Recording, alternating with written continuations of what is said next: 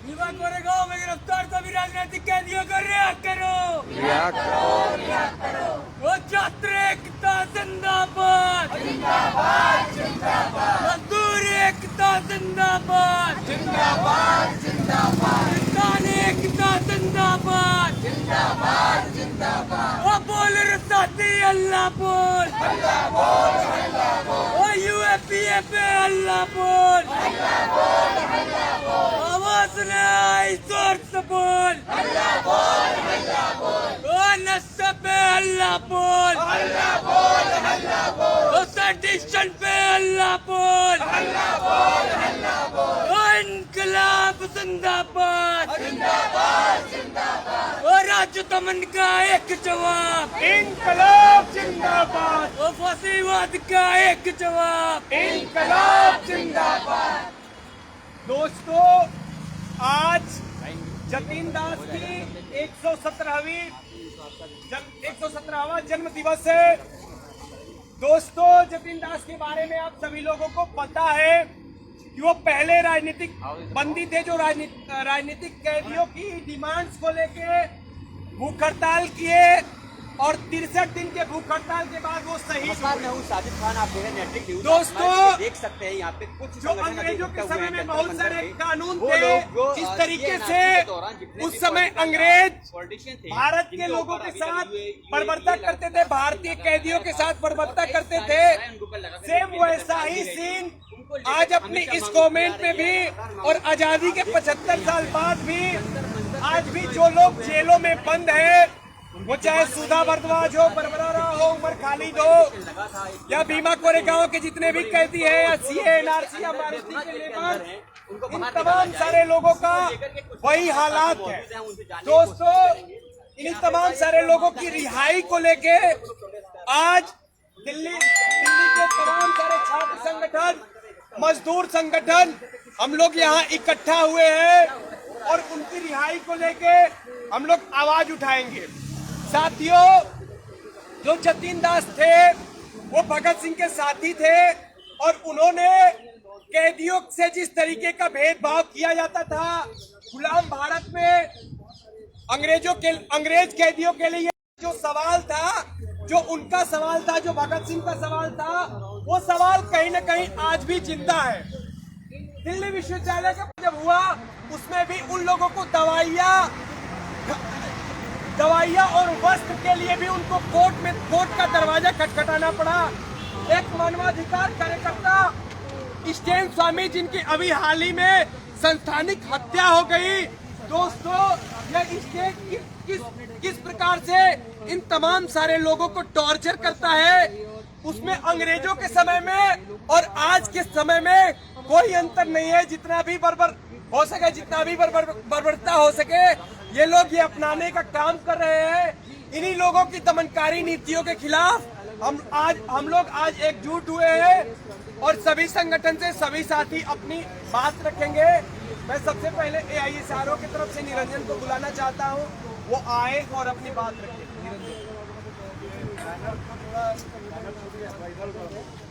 सभी साथियों को मेरा क्रांतिकारी सलाम। 2 साल पहले से इतना बड़ा दबाव नहीं था, दबाव था लेकिन इतना बड़ा दबाव नहीं था। जब से जामिया मिलिया इस्लामिया में प्रोटेस्ट चालू किया GNRC के खिलाफ, तब से इतना बड़ा फांसीवादी दबाव हम देख रहे हैं। और तब से शुरू होके अभी मारुति वर्कर्स के घटना हो, चाहे नॉर्थ ईस्ट दिल्ली के घटना हो, सारे घटना पे पुलिस जनता को या स्टूडेंट को, सारे लोग को पकड़ के गिरफ्तारी करके जेल में भेज रहे हैं। और इससे पहले भी ये घटना हो रहा है। अभी जो यूएपीए नाम के काले कानून से इनके कुछ मुद्दे रहे, कुछ जमीनी मुद्दे तरीके से सारे चाहे एजुकेशन पॉलिसी को लेकर के हो, चाहे किसान और चीज को लेकर जमीनी मुद्दे रहे, जमीनी मुद्दों को एसेस कराने के लिए सरकार के खिलाफ दिक्कत ये है, लड़ाई करना है। और हम विद्यार्थी लोग, नौजवान लोग, युवा लोग, सारे लोग इकट्ठा होके, महिला लोग, सारे लोग इकट्ठा होके इसके खिलाफ हम लड़ाई करना है। अनकॉम्प्रोमाइजिंग तरीके से हम लड़ाई करना है, ये हमारा मानना है। और दूसरा चीज यही है कि रिसेंटली 2-3 घटना हुए थे और पिछले बार एक प्रेस कॉन्फ्रेंस किए थे जिसमें गुलफिशा फातिमा नाम के महिला अभी भी जेल में है। जामिया मिलिया इस्लामी में 2018 2018 में वो जो दिल्ली राइट्स केस में वो उसको गिरफ्तारी करके अभी भी वो जेल में है। यूएपीए लागू किया है और यूएपीए के नाम पे उसको अरेस्ट किया है। और ऐसा बहुत सारे लोग हैं, हजारों लोग हैं अभी भी जेल में है, हजारों नहीं 10,000 से ज्यादा लोग अभी भी जेल में है। और फिर हम देख रहे हैं कि सेडिशन है, जो भी हम अपने आवाज उड़ाते हैं, सेडिशन, यूएपीए और ये जो आईटी एक्ट है, section 69A of IT act, हम पढ़ना है उसके बारे में। जो भी ट्विटर में हम पोस्ट डालते हैं, ये सरकार के खिलाफ ऐसा लग रहा है तो उसको डिलीट कर सकते हैं, अपने अकाउंट को ब्लॉक कर सकते हैं, कुछ भी कर सकते हैं। अपने सोशल मीडिया राइट्स को भी वो अटैक कर रहा है। ऐसा जनता के आवाज को दबाने वाला सरकार पूरे तरीके से फांसीवादी है, ये हम मान रहे हैं। और सरकार की ओर से क्या कर रहे हैं वो लोग, हिंदू मुसलमान नाम पे जनता को बांट रहा है और हिंदू मुसलमान के बीच में लड़ाई चालू कर रहा है। और ऐसे ब्रिटिश लोग बांटो और राय स्थापित करो, ऐसा डिवाइड एंड रूल पॉलिसी यहाँ लागू किए थे, उसका सेकंड वर्जन है ये हम मान रहे हैं। और इसके खिलाफ जब तक जनता नहीं खड़ा होंगे, जब तक हम हमारे आवाज नहीं उड़ाएंगे, तब तक हम आजाद नहीं बनेंगे। तो इसलिए हम अब एक साथ जुट के हमारा आवाज उड़ाना है और हमारे आजादी की लड़ाई हम आगे बढ़ाना है, हमारा मानना है। तो हम इन्कलाब जिंदाबाद, जिंदाबाद जिंदाबाद, इन्कलाब जिंदाबाद, जिंदाबाद जिंदाबाद, छात्र एकता जिंदाबाद, जिंदाबाद जिंदाबाद। धन्यवाद। तो जनता को याद करेंगे, याद करेंगे, जनता को याद करेंगे, याद करेंगे, याद करेंगे, जनता को याद करेंगे, जुल्म नहीं बर्दाश्त करेंगे। साथियों, आज हम लोग देख रहे हैं कि किस प्रकार से जो लोग इस देश की जनता के अधिकारों के लिए, जो इस देश की जनता के पक्ष में अपनी बात रखता है, स्टेट से लड़ाई लड़ता है, ऐसे लोगों को ये सरकार जेल के पीछे भेजती है। और जो लोग लगातार देश में नफरत फैलाने का काम करते हैं, वो चाहे कपिल मिश्रा जैसे लोग हो और तमाम सारे ऐसे लोग, जो यहाँ सुबोध कुमार सिंह की जो हत्या करने वाला हत्यारा था, आरएसएस का व्यक्ति, ऐसे लोगों को ये सरकारें इनाम देती है, संरक्षण देती है और उनको प्रोत्साहन देती है। तो साथियों, हम स्टेट का ये एक चरित्र हमारे सामने है। हम अभी आयशा से रणविजय को बुलाना चाहते हैं, वो आए और अपनी बात देखें। रणविजय,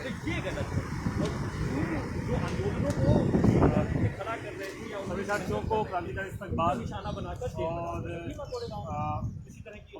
नितिन दास को हम लोग याद करते हुए आज हम लोग यहाँ पे इकट्ठा हुए हैं। तो एक ऐसा दौर है इस समय जिस समय हम लोग पूरे देश भर में देख रहे हैं कि फांसीवादी सरकार अपना दमन चक्र हम लोगों पे चला रखी है, राजनीतिक कार्यकर्ताओं पे चला रखी है। और जब हम बात करते हैं, जब भगत सिंह और रामदास लोग इस देश की आज़ादी की लड़ाई लड़ रहे थे, तो इन लोगों को गद्दार कह के इनको जो है जेलों में डाल दिया गया और कहा गया कि ये लोग जो है देश को तोड़ने की साजिश कर रहे हैं। और जो इनकी लड़ाई थी एक बराबरी की, समानता की, वही लड़ाई आज भी इस देश में तमाम सारे संगठनों के द्वारा, तमाम सारे राजनीतिक कार्यकर्ताओं के द्वारा लड़ी जा रही है। लेकिन ये लड़ाई आगे न बढ़ पाए, ये लड़ाई मुकम्मल न हो पाए, उसको दबाने के लिए देश की सरकारें तरह तरह के षड्यंत्र रच के लोगों को, कार्यकर्ताओं को जेलों में डालने का काम कर रहे हैं। अभी हम देखते हैं कि कुछ दिन पहले लखीमपुर खीरी में किसानों को रौंदते हुए एक भाजपा के बेटे ने किसानों को रौंद दिया और उसको पकड़ने के लिए कई दिन पुलिस को लगाने पड़े। अभी खबर आई है परसों कि उनको जुकाम हो गया है, उनको छींक आ रही है, तो मेडिकल टीम उनको रिफर कर देती है, चलिए आप मेडिकल उसमें आप रहिए, सर्विलांस में रहिए, आप जो है आपका ट्रीटमेंट चलेगा। वहीं पर दूसरी तरफ जब हम देखते हैं तो जीएन साईं बाबा जिन्हें कंबल की आवश्यकता होती है, बोले ठंडी लगती है, वो कंबल चाहिए होता है, तो सरकार तो पुलिस को डिनाई कर देती है, बोले नहीं हम नहीं देंगे। जब फादर स्टेन स्वामी बोलते हैं हमको जब पानी पीने में दिक्कत होती है, हमको स्ट्रॉ चाहिए, तो स्ट्रॉ को मना कर दिया जाता है, बोला हम नहीं देंगे। तो ये हमारे देश में दो तरीके का लॉ चल रहा है, दो तरीके का न्याय प्रक्रिया चलाई जा रही है। एक जो उस तरफ है, जो उस अफगानिस्तान और जो इस फासिज्म की तरफ हैं, उनके लिए आप तमाम सारी सुविधाएं इस देश की उनके लिए उपलब्ध हैं। और दूसरी तरफ जो इस देश को एक समानता और सामाजिक न्याय की बराबरी के लिए जो लड़ने वाले लोग हैं, उनके लिए आप देख लीजिए, उनके मानवाधिकारों तक का हनन किया जा रहा है, उनके मूलभूत अधिकारों को छीन लिया जा रहा है, उनको दवा तक नहीं दी जा रही है। ये हम इस देश में देख रहे हैं, इस फासिज्म के दौर में देख रहे हैं। अभी फरवरी 2021 में, इसी साल में एक रिपोर्ट आई जिसमें यह कहा गया कि रोना विल्सन, जिनके लैपटॉप में एक मेल या फिर जो भी वर्ड फाइल जो था, कहा कि जो उनका लैपटॉप था, जो उसमें मान लीजिए हम लोग अभी चलाते हैं लैपटॉप, मेरे में जो MS ऑफिस पड़ा हुआ है वो 2020 का है, और जो मेरे में जो मेल आया है, जो वर्ड फाइल है, वो है 2010 का।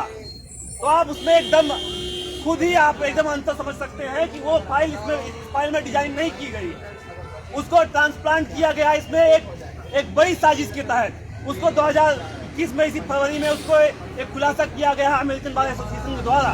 लेकिन उसके बावजूद भी जब रोना विल्सन ने अपनी जो है रिहाई उसके लिए बेल के लिए अर्जी डाली, तो NIA ने बोला कि हम जो है काउंटर अपील डालेंगे और उसकी जो है रिहाई, उसको बेल को खारिज कर दिया गया। तो हम देख रहे हैं किस तरीके से हम सब कोई जानता है कि उमर खालिद के भाषण में कोई कुछ नहीं था, कोई भी जो है भड़काऊ भाषण नहीं था, मतलब ये प्रोटेस्ट फिर भी उनको अंदर डाला गया क्योंकि वो इस देश की जनता के लिए बोलते हैं, देश में बराबरी के लिए बोलते हैं और इस फासिस्ट रिजीम के खिलाफ बोलते हैं, इसलिए उनको डाला गया। ये सारे लोग, और इसके लिए कोई प्रूफ है क्या? सरजील इमाम इसलिए जेल में बंद है क्योंकि उन्होंने जो है चक्का जाम को जो है कॉल दिया। आप देख लीजिए, आज किसान आंदोलन जो है कॉल दे रहा है, जो है सैकड़ों कॉल दे चुका है बात बंद का। कोई NSA के जो तहत, कोई जो है देशद्रोह के तहत, कोई UAPA के तहत कोई अंदर गया नहीं है। आज से नहीं, ये जो घटना हुए थे ये चक्का जाम का और भारत बंद का कॉल आज से नहीं दिया जा रहा है, बहुत पहले से किया जा रहा है। लेकिन इस तरह की हमले एक्टिविस्टों को एक नसीहत के रूप में उनकी जो है प्रताड़ना इस देश का आज जो है कानून बन चुका है। कारण ये सरकार, अभी हम लोग एक सिनेमा देख रहे थे जिसमें इसको आतंकवादी बना उधम सिंह, जिसमें आतंकवादी डायर बोलते हैं कि ऐसा है कि उनको ऐसे मतलब जलियांवाला बाग हम एक सिंबलिज्म बनाएंगे, उसको ऐसा करेंगे कि उसको उस वारदात को देखने के बाद, सुनने के बाद देश में कोई भी ऐसी आवाज उठे ना। वही चीजें चल रही हैं। भीमा कोरेगांव के नाम पे एक फर्जी तरीके से एक स्क्रिप्ट लिखी गई जिसमें तमाम सारे विश्वविद्यालयों से सामाजिक कार्यकर्ताओं को उठाया गया, और सब लोग जानते हैं कि वो सब पूरा फर्जी मामला है, और जिसका असली गुनहगार है मिलिंद एकबोटे और संभाजी भिड़े, जो ऐसे से ताल्लुक रखता है, और हमारे प्रधानमंत्री जी उसको अपना गुरु भी मानते हैं। लेकिन उन पे आज तक भी एक भी इंक्वायरी नहीं हुई। तो हम देख सकते हैं इस फासिस्ट रिजीम में कि दो तरीके का लॉ चल रहा है, दो तरीके का कानून चल रहा है, और इस देश की पुलिस भी एक तरफा हमला करती है और एक लोगों को बचाने के लिए खड़ी हो जाती है। मैं बहुत बात नहीं करूंगा, बाकी साथी अपनी बात रखेंगे। और आप तमाम लोग यहाँ पे आए हैं, जितने भी लोग आए हैं, एक बात अपनी बात खत्म करूंगा। एक बार एक जंगल में आग लगी थी, उसमें सभी लोग भागने लगे, जितने जानवर थे सब भाग रहे थे। बोले आग लगी है, अब तो अपना सब कुछ जल जाएगा, हम लोग अगर यहाँ रहे तो मर जाएंगे। एक चिड़िया होती है, वो जो है अपनी चोंच से पानी भर के उस जंगल में फेंक रही होती है, वो कोशिश कर रही होती है कि शायद हमारी चोंच से आग बुझ जाए। तो बाकी जानवरों ने कहा कि तुम क्या कर रहे हो, ये तुम्हारे चोंच भर पानी से ये आग नहीं बुझेगी। तो उस चिड़िया ने कहा कि वो मुझे ये पता है कि मेरी चोंच भर पानी से पूरे जंगल की आग नहीं बुझेगी, लेकिन जब भी कभी इतिहास लिखा जाएगा तो मेरा नाम आग लगाने वालों में नहीं, आग बुझाने वालों में लिखा जाएगा। और उसी की लड़ाई आज हम लोग यहाँ पे लड़ रहे हैं। इंकलाब जिंदाबाद।